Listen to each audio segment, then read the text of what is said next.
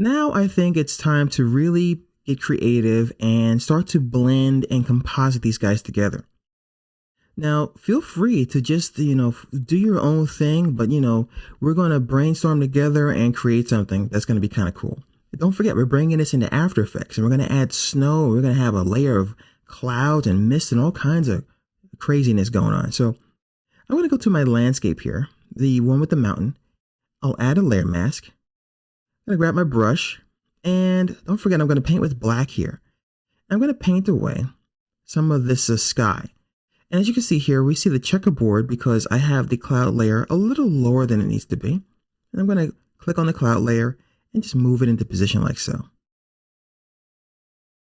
Go back to my layer mask and make sure I click on the mask, hit the brush, and I'm going to just use a big gigantic brush up top.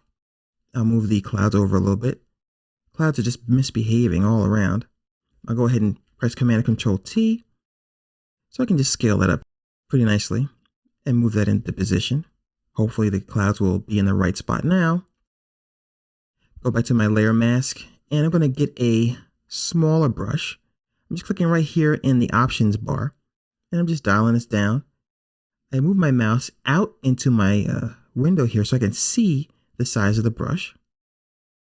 And if I need to, I can zoom in so I can really see what I'm doing.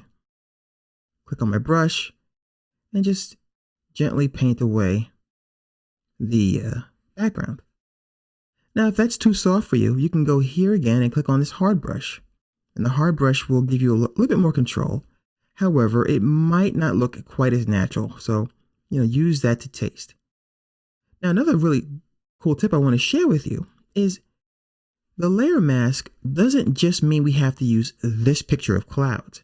So if you want to bring in a different picture entirely, feel free to just bring it in to Photoshop and put it above this cloud layer. So just bring it in and just drag the layer where you want it to go so that it sits under this layer and you'll still be able to see your clouds in this comp.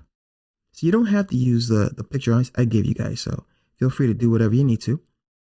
And I'm just going to take my time and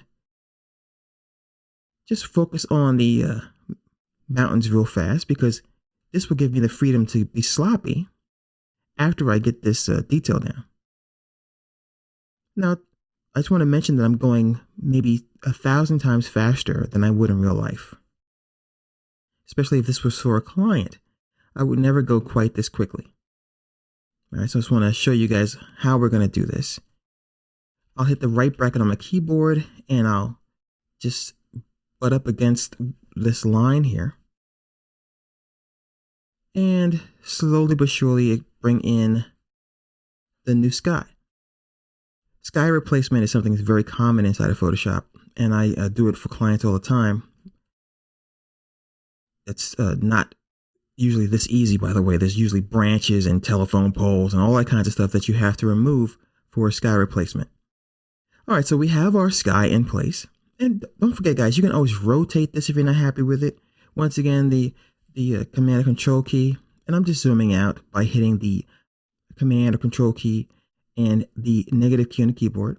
And I can just resize or rotate this or whatever I want to do so the clouds look the way I want them to look.